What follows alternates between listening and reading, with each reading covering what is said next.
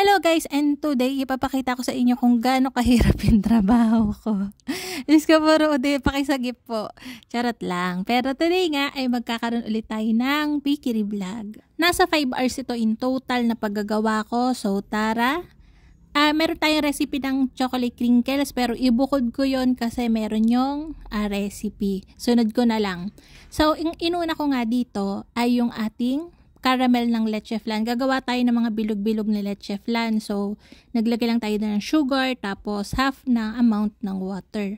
Medyo matagal yun. So, marami pa tayo magagawa sa oras na yun habang nagka-caramelize tayo. Sabi ko nga sa inyo, kabado 20 ako sa croissant na to kasi real butter yung ginamit ko dito. Kagabi ko pa to finold, so ngayon lang natin siya isi-shape. Maganda sana yung mga croissant butter, kaya lang kahit mainit yung lugar, hindi yung natutunaw dire-diretso pati ang folding, kaya pwedeng dire-diretso, the same day nyo siyang gawin.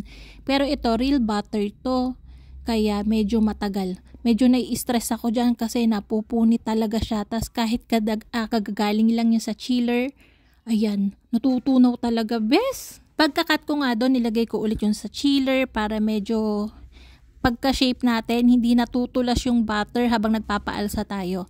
So ito, nagpiprepare ako paggawa ng ating Basburn cheesecake. 2 trays lang naman. Bali, 8-inch yung pan natin, round pan. Tapos 1,400 grams yung ating cream cheese. Meron na akong recipe nito.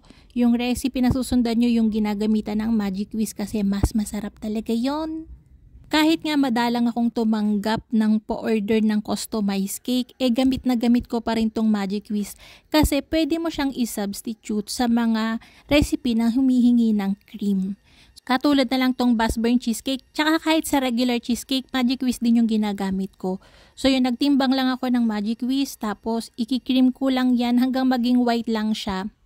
Gamit ko pa rin yung wire whisk pero alalay lang talaga. Kasi nga yung Basburn cheesecake natin ay akong mag-create ng maraming bubbles. So ayun na nga, habang ginagawa ko ang mga kaganapang ito, caramelize na, nag-brown na yung ating sugar. So ilalagay na natin yan sa mga lianera natin, and then may timpla na ako na pang leche flan dito kanina pa. Nire-rest ko talaga yan para yung mga bubbles niyan pumunta na sa ibabaw. So pagka na-i-bake natin yan, makinis na talaga yung loob, wala na yung butas-butas o yung bula-bula.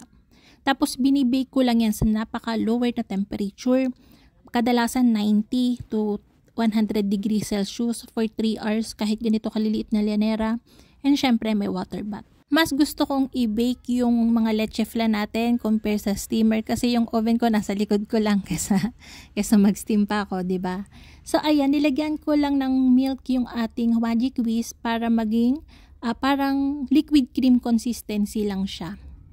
Kung gusto nyo ng recipe, i-search nyo na lang sa YouTube channel natin yung Basburn cheesecake natin. Andun na yun, kompleto na yun.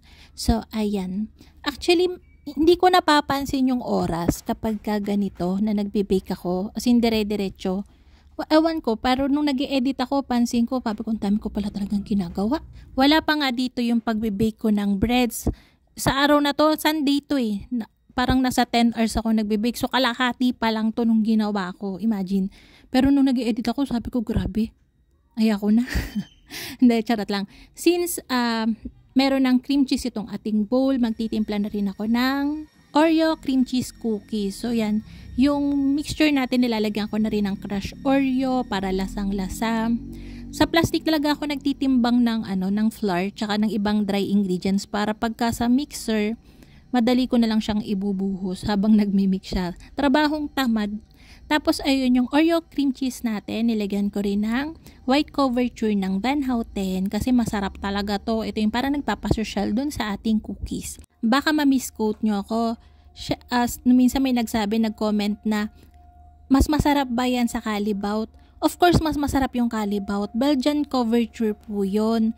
Pero kung naghahanap ka again ng medyo lower price na couverture na chocolate, Van Houten yung sagot. Pero before kasi ang ginagamit ko talaga is Callebaut. Hanggang ngayon din naman, pagka talagang mga sosyaling cookies o kaya mga baked products, Callebaut. Pero pagka talagang yung pangmasa, pag couverture, Van Houten na. So ayun na nga, medyo okay nang i-shape yung croissant natin.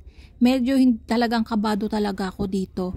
Ang problema kasi dun sa mga lalo na yung na-try ko lately, yung binibili ko lang online, yung 180 per kilo na butter sheet. Hindi talaga masarap, hindi ko talaga makain. Tapos, alam mo yun, nagbe-bake ka ng croissant pero hindi mo maamoy. Iba yung amoy ng croissant mo. So, sabi ko, naku, balik na lang ako talaga sa butter. Tas ayun nga, kanina nag-bake na rin ako ng pang custard tart natin. Konti lang naman kasi matrabaho tong gawin. Gumagawa ako ng ibang mga pang maganda lang talaga sa mata kahit medyo matrabahong gawin. Yung kauntian lang para lang, alam mo yun, para lang gumanda yung stante kong display. Doon to sa kabila, hindi to dito sa bakery. Tas ito, nagawa ko na rin to ahead. Vanilla custard natin. Meron na rin akong prepared kanina na chocolate custard natin. Ito din kasi yung pinapalaman ko sa mga donuts. Tapos yun nga, sa custard tart. Basta marami, nahalo ko rin to minsan sa mayonnaise para mas maging masarap yung mga savory bread ko. Tapos sa mga cakes, yun, lalo na yung chocolate na custard yun. Dami akong pinagagamitan nito kaya tigto 2 liters ang gawa ko nito kada flavor. Niluluto ko na siya ahead. Ari na yung pumuputok nating Busburn cheesecake. Makikita nyo, apaw na Pero hindi okay lang yan. Ganyan talaga yan. Huwag kayong matakot. Smooth pa rin talaga yung loob niyan. And syempre, pag ito ang binake mo, napakabango. Habot hanggang kabilang kanto, promise. Nakalimutan ko palang sabihin kanina na yung Oreo natin, nilagay ko sa freezer yan. Tapos pagkalagay ko sa freezer, mga after 30 minutes, tsaka ko siya binilog. Pinortion ko na siya 60 grams, tapos balik ko ulit sa freezer para mamaya medyo matigas na siya pag binake in, hindi siya magpa-flat ng maigi. Tapos ayan, nagtimpla na rin ako ng pang walnut chocolate chip cookies natin.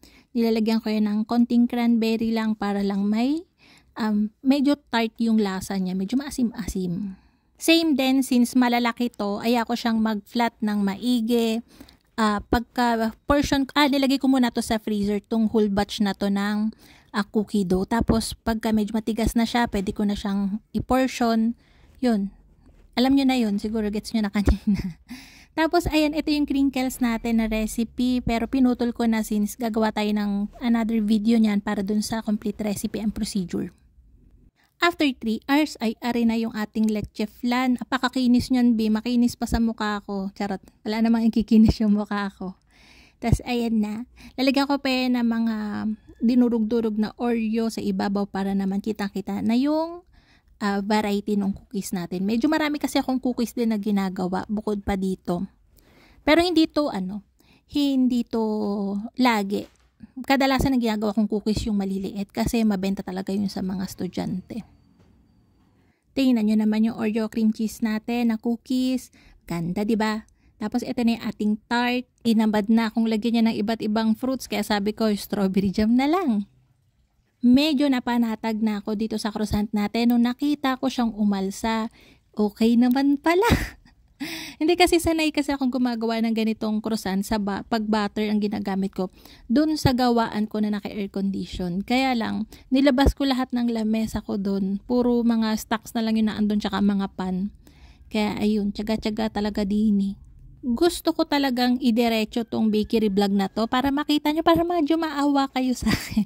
Charot lang. Pero phone lang kasi yung gamit ko dito pag film. So, nauubusan ako ng storage. And yun na nga mga kalutong tinapay. Sana'y nagustuhan niyo ating video for today. Magkita-kita tayong muli. Ito pang muli ang lutong tinapay. Bye-bye! Wait lang. Magpapaliwanag lang ako.